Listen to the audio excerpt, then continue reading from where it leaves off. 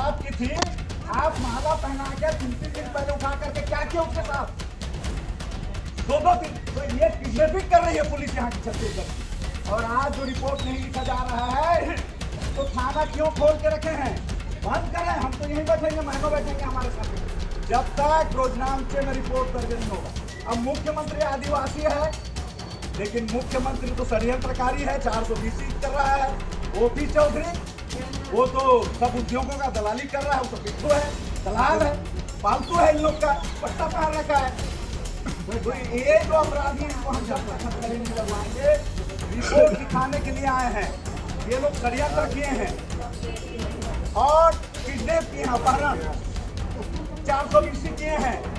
अब सब अपने पद का दुरुपयोग किए हैं। इनकी लापरवाही से अगर जान चली गई तो आप सोचिए क्या क्या धारा लगेगा। तो मुख्यमंत्री के खिलाफ इनको रिपोर्ट लेने में दिक्कत जा रही, खाना बंद करे, घर जाए, चाहे तनख्वाह लेंगे लोग, क्यों लेंगे? और दिव्यांग पटेल का क्या रियासत है क्या ये? यहाँ के एसपी का रियासत है कि डीजीपी का? डीजीपी भी चुपचाप सोया है, उसको पता नहीं है कि राज्य में क्या हो रहा है, छत्तीसगढ़ में क्या हो रहा है। पुलिस वाले अपने माँ अपने भाई बहन के ऊपर लट्ठी चलाने में मजबूर है क्योंकि उनको नौकरी करना है। क्योंकि ये छत्तीसगढ़ है, यहाँ एसपी को भी आत्महत्या घोषित कर देते हैं यहाँ के नेता गोली मरवा करके। राहुल शर्मा प्रकरण याद है, उसकी हत्या हुई थी और राजनीतिक वही पार्टी थी, यही बीजेपी।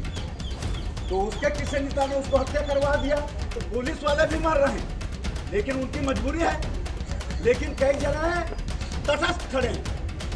मैं देखा यहाँ की 99% पुलिस तटस्थ करी, 1% पुलिस ने बल पड़े हुए, क्योंकि वही जिंदल की अगुवाई कर रहे हैं, वही जिंदल के लिए काम कर रहे हैं। तो ऐसे लोगों को पवित्र कुर्सी में ना तो न्यायालय में जो बैठा है सिन्हा, रमेश सिन्हा, उसकी बकौती नहीं, उस पवित्र को संविधान ने न्यायपालिका को सर्वोच्च माना है, उस पवित्र कुर्सी को हम खाली करवाएंगे और उसको बताएंगे देश में कि तेरे जैसे कुछ आदमी न्यायपालिका की गरिमा को और संविधान को कलंकित कर रहे हैं। जय हिंद, जय छत्तीसगढ़।